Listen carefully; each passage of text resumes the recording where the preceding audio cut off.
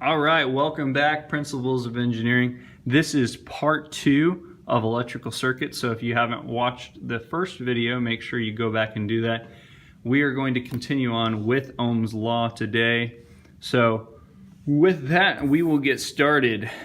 As we talked about in the previous video, you have voltage, current, and resistance, also known by their units of volts, amps, and ohms, and the symbols being VA and the omega symbol. Once again, I'm not quite sure on that, but the horseshoe thing. Abbreviations would also be VI and R. You'll see I used for current and R for resistance as well. So what we need to do is go over this formula here. Your Ohm's law is V equals IR, I equals V over R, and R equals V over I. Instead of remembering all that, what I recommend is using your Ohm's law chart. This is one way to draw it. I do mine as a triangle. But V, just like that. So how this works is if I need to find volts, I put my thumb over volts and I go, I times R. So current times resistance gives me volts. And if I need to find resistance, I put my thumb over R and it would be volts divided by current gives me resistance. Or if I need to find the current, I put my finger over current and it's volts divided by resistance equals current. So you can move that around to calculate what is missing.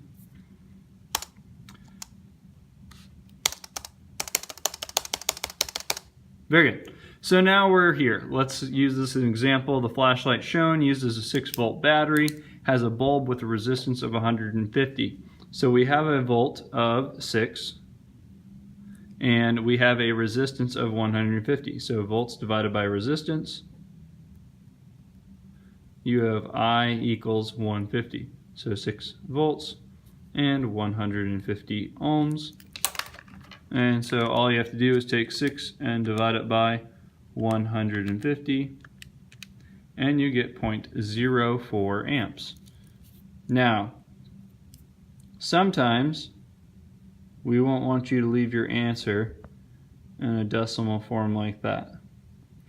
So you can move your decimal 3 to the right or 3 to the left when needed if we need to make things smaller. Okay. In this example, we would have 0.04 amps. To make this 40 milliamps, all right, we move our decimal 3 to the right. 1, 2, 3. So you get 40 milliamps. Okay, and you have different types. So let's say amps around. You have, let's use that as an example, 0.04 amps. Okay, now I can take that 0.04 amps and I can move it 3 to the right, 1, 2, 3, and I have 40 amps, or 40 milliamps. All right, and I can move it 3 more to the right, 1, 2, 3. So then you have 40 milliamps, or 40,000 microamps. And micro is like this weird like U kind of thing. Microamps. Or from the 0.04 we can move it 3 to the left, 1, 2, 3, and you would have 0.000004 kiloamps. Not commonly used, but you can move your decimals and it's in groups of 3, so 3 to the right, 3 to the left, and this works for volts and resistance. Before you do any calculations though, all these things have to be the same. So for example, if I gave you 60 volts, or let's say I gave you, if I had 6 volts and I had a 1, 2, 3. So if I gave you 6,000 microvolts or millivolts over 150 ohms, okay, you have to convert this first to normal volts to ohms, volts to amps, or you would have to convert this ohms to milliohms. All right, So you have to keep them all in the same types of units, otherwise you're not going to get the correct answer. All right, so we got 40 milliamps. Moving on. Okay, we have two different types of circuit configurations. You have series circuits and you have parallel circuits. Series circuits are components that are connected to end, and it's one continuous line. So think of this as a thing of Christmas lights. If you plug it in over here, this light gets lit up, this light gets lit up, this light gets lit up, and this light gets up as well. This light goes out, these other two will go out. All right, the electron flow cannot happen if one goes out. Parallel circuits allow us to move around. So say this outlet becomes damaged for some reason, well, electricity can still go this way and this way to get back. All right, so there still needs to be a continuous path, and parallel circuits allow that to happen.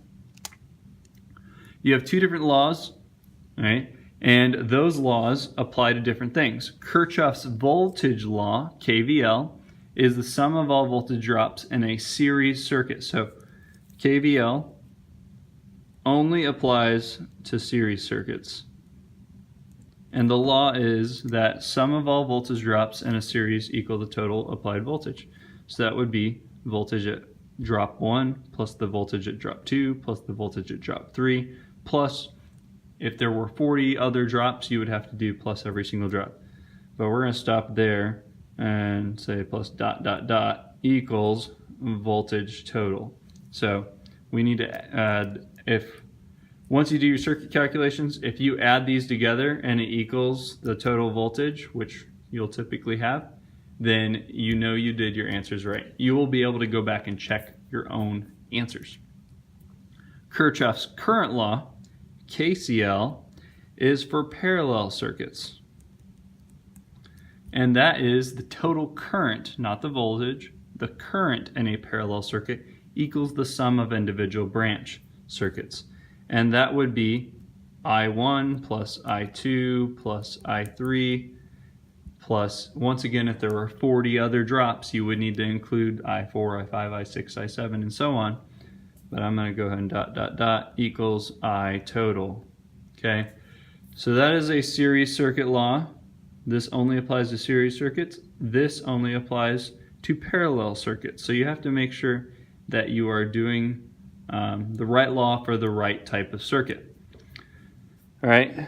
Another thing is that for series circuits, your I's, or your currents, the I1, the current at 1 is going to be equal to the current at 2, is going to be equal to the current at 3, is going to be equal at the current total, and so on.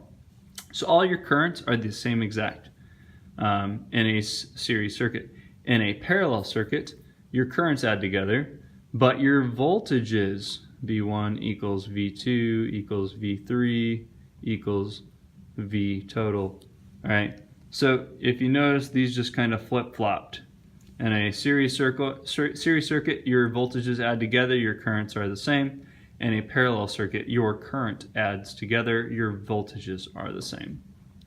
Okay. So series circuit, once again, light goes out, the whole circuit goes out. Okay, calculating resistance at a series circuit as well. We're going to go ahead and draw a line here.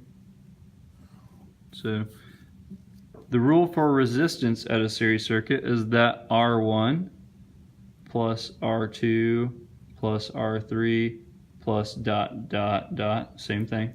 If there's 40 resistors, you gotta throw them in there, equals R total. So that's your series rules. Follow these rules and you will be golden. All right. Parallel is a little different. We're gonna get into that in just a second. So let's go ahead and do this first though. So for a series circuit, once again, the total resistance, we could figure that out eventually here. So the total resistance is adding all the resistors together. So for example, we have 220 ohms, 470 ohms, and 1.2 kiloohms. So for the 1.2 kiloohms, we have to move our decimal, 1.2 kiloohms. We have to move it 3 to the right, 1, 2, 3, and you get 1200 ohms. Okay. You can also go up to mega ohms, but I don't think we're going to get into any of that here. So we have 1200 ohms plus 470 plus 220, and that should give us the total resistance. So 220 plus 470 plus 1200, and you get 1890 ohms. So the resistance total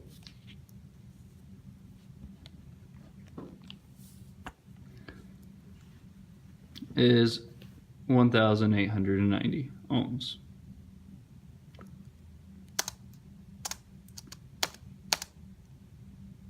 They rounded it to 1900. I recommend that you guys never round until you're done. Okay. Now, once again, let's look at these rules. For a series circuit, all the currents are the same, right? So if we can find the total current, then we can apply that current to every single spot. To find the total current, we take the total voltage and divide it by the total current, right? Or total resistance. Total voltage is 12 divided by the resistance of 1890, all right? So 12 divided by 1890. Once again, they are doing this and jumping. They're not showing the process. That would need to be ohms, or that would need to be kilovolts. You get 0.0063, 0.0063 ohms or amps. So the amperage equals 0.0063. Or if we move it over 3 to the right, you get 6.3 milliamps. Oopsies. All right, 6.3 milliamps.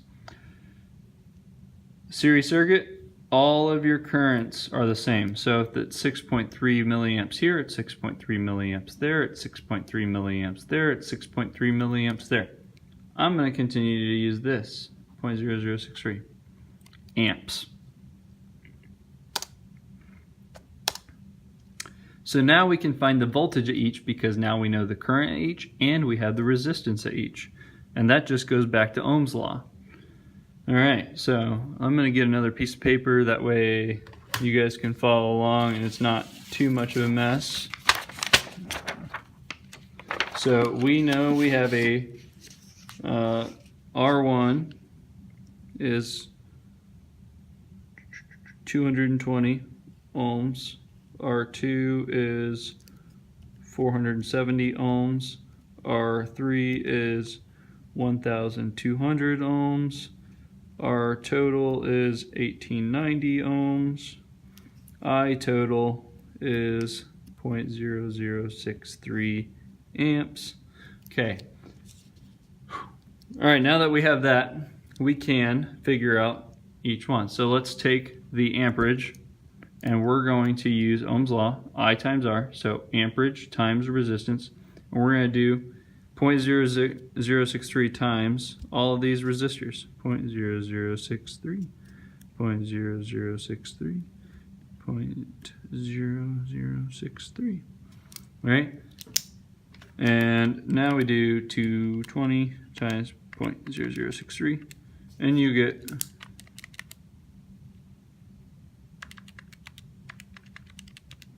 1.386, 0.386,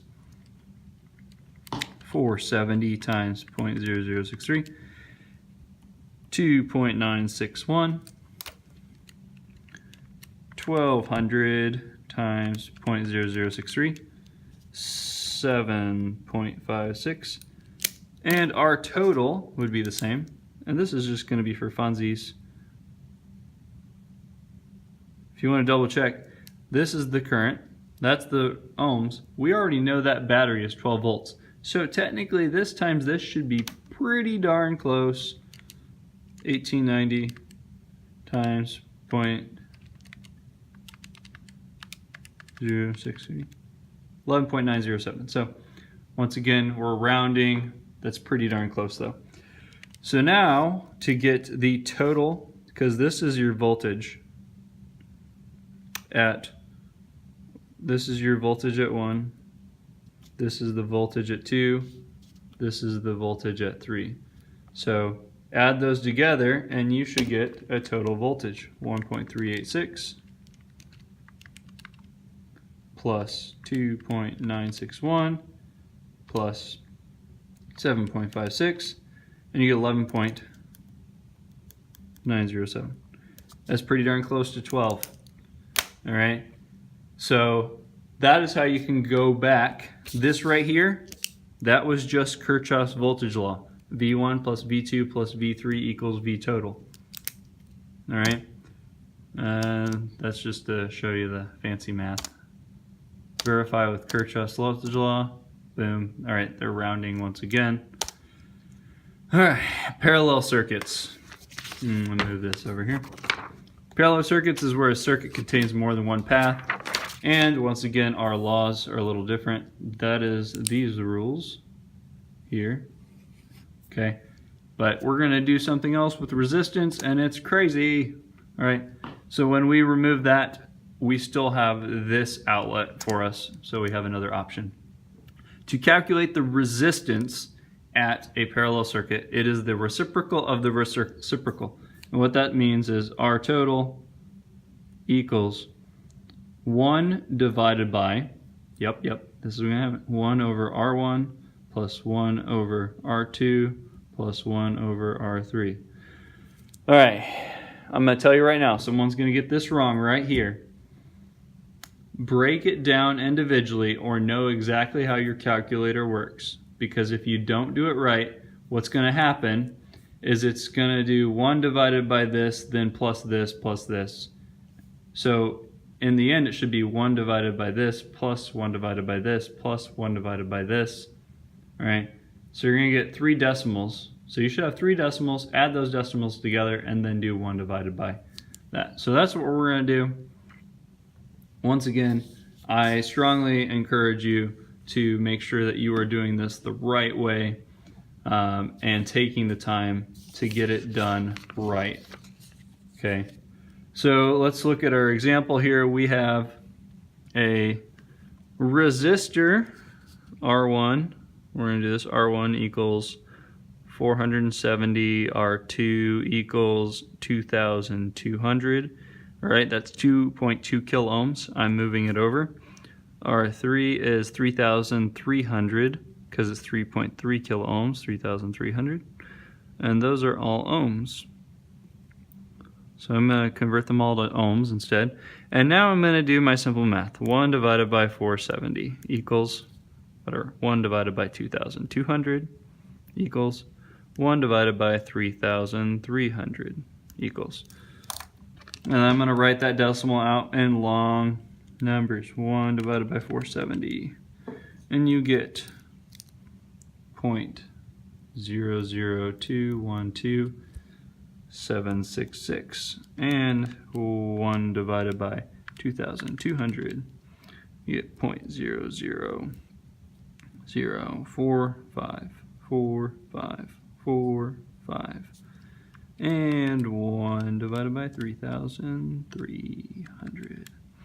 You get 0.0003033. All right. So now I'm going to add all those together. 0.00212,766 plus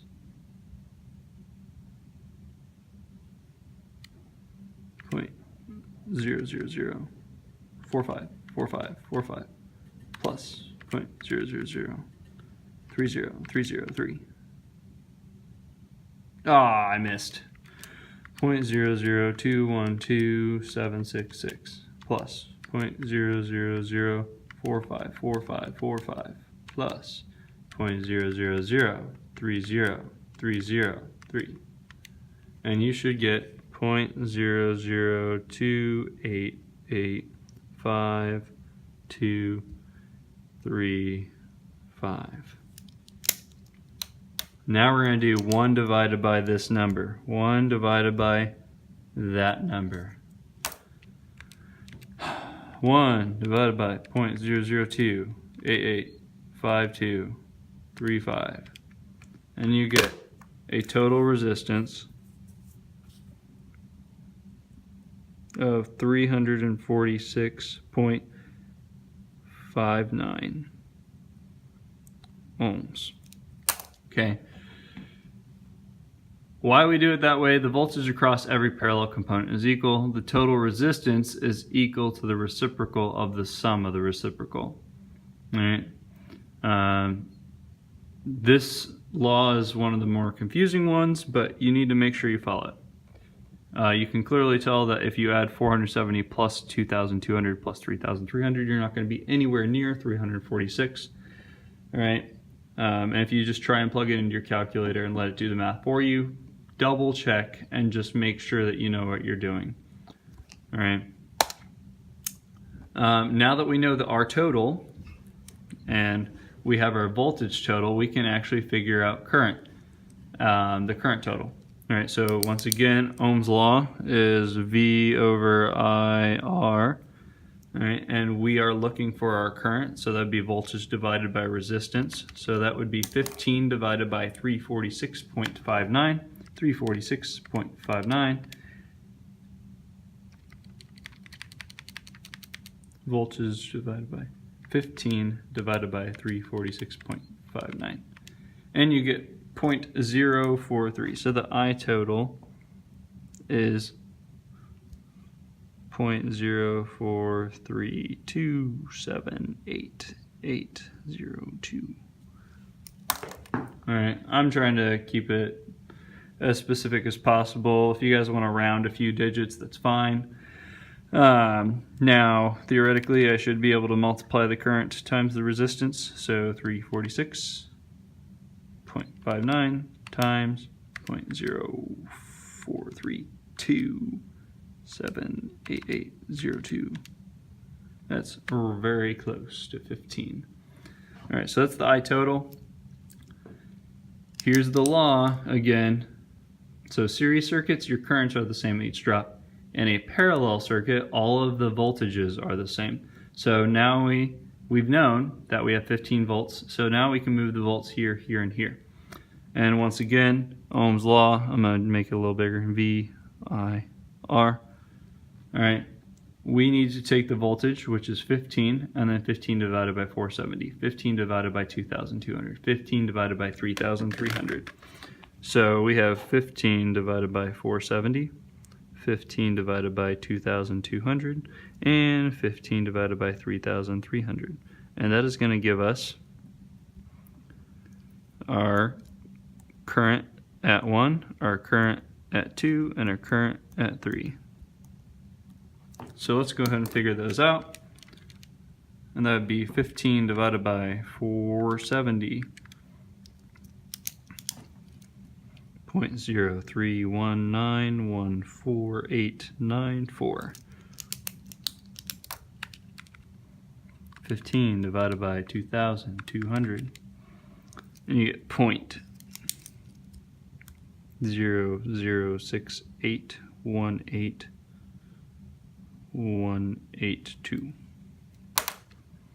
And 15 divided by 3,300, and you get 0.004545455. So now we have those, and if we add this up together, it should equal the I total. And that's how we know we did it right. So this plus 0.006818182 plus 0.031914894, and we get 0.0432788, and then here we're off 802.531, but pretty darn close. All right, so that's how we know that we did our math right, when we can add the currents together and they equal the total current. All right, otherwise we can go back and go, where did I screw up? So that's parallel circuits. Here's the example once again. 1 divided by 470, 1 divided by 2,200, 1 divided by 3,300. Add those decimals together. They're rounding up to 350. The voltage across each component is going to be 15 because volts are the same throughout a parallel circuit. Current through each component, so now we would figure that out, 15 divided by 470. All right, and they're moving it into milliamps. All right, so 32 milliamps, 6.8 milliamps, 4.5 milliamps. All right, and then if we look over here, you'll see the same. So if I move these decimals over 3, all right, 1, 2, 3, we get 31.9, we get 6.8, and we get 4.5. So 4.5, 6.8, 31.9. That's pretty darn close, like I said. All right, add those together and you get 43 milliamps. And just like that, move the decimal over 3 and you get 43.27, 43.27. Okay. Verify Kirchoff's current law. Like I said, we add those together and we get it together. Combination circuits, not something we're going to deal with much here, but just a little fun fact. They contain both series and parallel arrangements. So for this example, what would happen if you removed light 1? All right, if we removed light 1, the whole circuit dies. Okay, because power cannot get back. If we remove light 2, there's still 3 and 1 to get back to the battery. But if we keep those in but remove light 3, there's still 2 to 1. So you have a parallel and a series arrangement here. Electrical power is directly related to the amount of current and voltage within a system. So current and volts allow us to determine power, and that is a very simple mathematical formula, which I will now show you right here. P equals IV. So power equals current times volts. And that's something you're going to need in the next lesson, working with work, energy, and power. So let's hear that. That's it. So once again, this is to get you through. I'm going to go and close this out. The assignment. There's a separate video again to show you how to use the PHET software. All right, and you'll go through that and you'll draw the diagrams, but this is more to help you with the circuit calculations. All right, and then there's a separate assignment. Make sure you do this whole thing here, but there's a separate assignment, and if we go back to the home page, all right, I think it is 1.2.5 circuit calculations, if that's what it's called. Let me double check here. 1.2. 1.2.4, my bad, circuit calculations. 1.2.4 circuit calculations. There are 1, 2, 3, 4, 5, 6, 7, 8, 9, 10. It's worth 20 points. All right, so make sure you do this and then get that. Use this information that we just went over to be able to do that.